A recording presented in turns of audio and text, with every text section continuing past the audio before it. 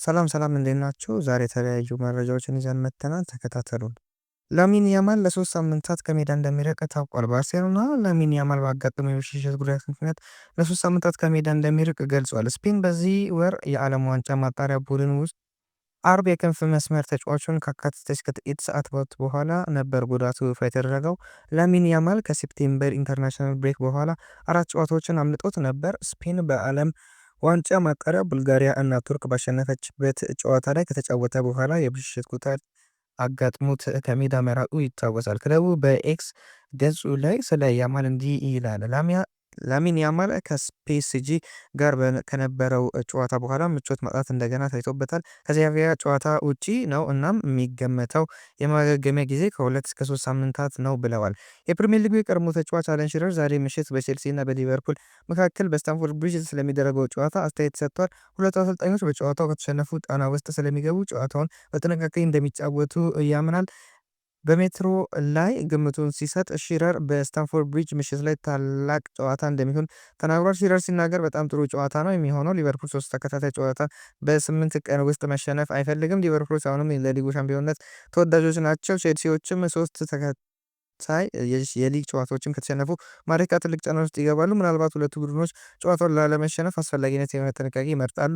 ኤንዞ ማሬስካ ሊቨርፑል የእንግሊዝ ምርጥ ቡድን እንደሆነ ተናግሯል። ማሬስካ በዚህ ሰዓት ሊቨርፑሎችን የእንግሊዝ ምርጥ ቡድን አድርጌ ነው የምቆጥራቸው፣ ምክንያቱም ደግሞ ያንን ስላሳዩ እና ፕሪሚየር ሊግ ስላሸነፉ ነው። አሁን ባለንበት ሁኔታ የተሻለ ነው ብዬ አስባለሁ። መፍትሄ ከመፈለግ አንጻር ችግሮችን ለመፍታት እየሞከር ነው። ነገር ግን በእርግጠኝነት በብዙ ጋዜጣዊ መግለጫ መጀመሪያ ላይ እንደተናገርኩት በመጨረሻ በጥሩ ቦታ ላይ የምንገኝ ይመስለኛል ብሏል።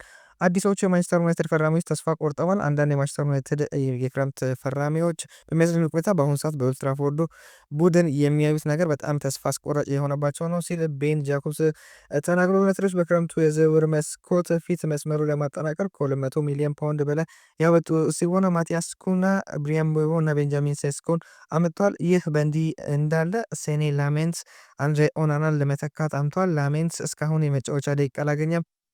ጃኮብስ ለዩናይትድ አንዳንድ አዲስ ፈራሚዎች በአሁኑ ጊዜ በካሪንግተን ደስተኛ እንዳልሆኑ ተናግሯል። ቤን ጃኮብስ ሲናገር አብዛኞቹ ተጫዋቾች ነገሮችን መለወጥ ይፈልጋሉ፣ በዚህ ስርዓት ውስጥ ጥሩ ሊሆን እንደሚችሉ ያምናሉ። ነገር ግን በመልበሻ ክፍል ውስጥ ልዩ ሁኔታዎች አሉ። በክረምት ወቅት እንዲሁ ነበር። በጣም የሚገርመው ግን የተወሰኑ ምንጮች እንደነገሩ በተለይ አዲስ ፈራሚዎቹ አንዳንዶች ተጫዋቾች በሚመለከቱት ነገር በጣም ተስፋ የቆረጡ ናቸው። ምክንያቱም በታክቲካልና በእግር ኳስ ደረጃ ቃል የተገባላቸው እና በማንቸስተር ዩናይትድ የተሰጣቸው ያለው ነገር እስካሁን ከእውነታው ጋር ሊጣጣም አልቻለም። ዳኒ መርፊ የሊቨርፑሉን አሰልጣኝ አርኔ ስሎትን ኢብራሂም ኮናቴ በቼልሲ ጨዋታ ላይ እንዲያስቀምጡት አሳስቧል። ፈረንሳዊ በዚህ ውድድር ዘመን ጥሩ ጊዜ እያሳለፈ አይደለም። እናም በዛሬው ጨዋታ ላይ በጆ ጎሜዝ መተካት እንዳለበት ዳኒ መርፊ ያምናል። መርፊ በቶክ ስፖርት ላይ ሲናገር ኮናቴ አሁን በራስ መተማመን ስሜት ስለሌለው ለሁለት ጨዋታዎች በተጠባባቂ ወንበር ላይ መቀመጥ እንዳለበት ተናግሯል። መርፊ እንዲህ ብሏል። ኮናቴ እየታገለ ነው፣ ያልተለመደ ነገር ከሱ እያየ ነው። ጥሩ ለመሆን እየሞከረ ነው፣ ነገር ግን እንዳለፉት ጊዜያት አይደለም። ይህ በአእምሮ እጦት ምክንያት እንደሆነ ገምታለሁ። ታውቃላችሁ፣ አዲስ ኮንትራት አልፈረመም። ብዙ ግምቶች አሉ። ኮናቴ እየታገለ እንደሆነ አላውቅም። አሁን በራስ መተማመን የለውም። ደጋፊዎች ትንሽ በሱ ደስተኛ አይደሉም። ነገር ግን ለረጅም ጊዜ እሱ በጣም ጥሩ ነበር። በክረምቱ ጉይን አለማግኘታቸው የጎዳቸው ይመስላል። አሁን ያለው ተጠባባቂ ተከላካይ ጎሜዝ ብቻ ነው። እንደ ኮናቴ አካላዊ ጥንካሬ የለውም። ነገር ግን በቼልሲ ጨዋታ እሱን መጠቀም አለባቸው። የፊል ፎደን ቀጣይ ኮንትራት ጉዳይ በቀጣይ ቀናት ትኩረት የሚሰጠው እንደሆነ ተሰምቷል። ማንቸስተር ሲቲ የአካዳሚ ፍሬያቸውን ለረጅም ጊዜ ማቆየት ይፈልጋሉ። ቲም ቶክ ላይ በወጣ መረጃ ፔፕ ጋርዲዮላ በአማካኙ ላይ እምነት አሁንም ከፍተኛ በመሆኑ የፎደን ቆይታ እርግጠኛ ይመስላል። የ5 ዓመቱን ለገብ በሲቲ ቤት በርካታ ዋንጫዎችን ማሸነፍ ሲችል 102 ጎሎችን አስቆጥሮ 62 ለጎል የሚሆኑ ኳሶችን በ326 ጨዋታዎች አሲስት ማድረግ ችሏል። ፊል ፎደን በክለቡ ውስጥ አሁን ያለው ውል እስከ 27 ድረስ እንደሚቆይ ሲሆን በቶሎ ኮንትራቱን ለማደስ ይፈልጋሉ። እንግሊዛዊ ኢንተርናሽናል ማንቸስተር ሲቲ በመወከሉ ያለውን ኩራትና በስራ ቆይታው በኢቲሃድ ስቴዲየም የመቆየት ፍላጎቱን ተናግሯል። ችሏል። ማንቸስተር ሲቲ በፎደን ቆይታ እርግጠኛ አለመሆንን ማስወገድ ይፈልጋል። በቶሎ ኮንትራቱን በማስፈረም በተጫዋቹ ዙሪያ መረጋጋትን መፍጠር ይፈልጋሉ።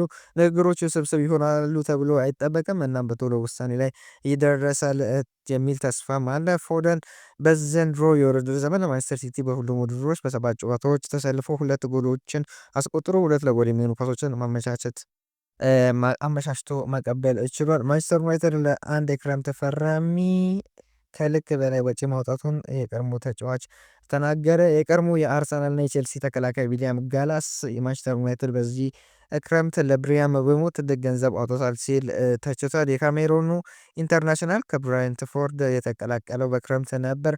ምቤሞ በብሬንትፎርድ በነበረበት ጊዜ አንጸባራቂ ነበር፣ ነገር ግን በኦልድ ትራፎርድ ጥሩ ጅምር አላደረገም። እናም ጋላስ ለእሱ ብዙ ወጪ በማውጣታቸው ቅሬታውን ገልጸዋል። ብሪያም ምቤሞ ጥሩ ተጫዋች ነው፣ በተለያየ ሚና መጫወት ይችላል፣ ነገር ግን የወጣበት የዝውውር ክፍያ ለዩናይትድ ግልጋሎት ሲሰጥ ይችል እንደሆነ አላውቅም። በክረምቱ ብዙ ገንዘብ አውጥተዋል፣ ነገር ግን ቋሚ አሰላለፉ አሁንም ተመሳሳይ ነው። ችግሮቻቸው አሁንም አሉ። በአሁን ጊዜ ሁል ጊዜ ስለ ገንዘብ እነጋገራለን። የተጫዋቾች ዋጋ በየዓመቱ እየጨመረ እንደሚሄድ አውቃለሁ፣ ነገር ግን በክረምቱ ምቤሞ የወጣው ትልቅ ይመስላል። ተጫዋቹ እስካሁን የሚጠቀምበትን እያሳየ ነው ብዬ አላምንም። አሁን ላይ ያለው አቋሙ ይመለስልኛል፣ ስለ ዋጋው እንድነጋገር የሚያደርገን ብሏል የሚለንም አስተያየት መስጠት ችሏል። ለዛሬ ያዘላችሁ ፕሮግራም ይህን ይመስል ነበር።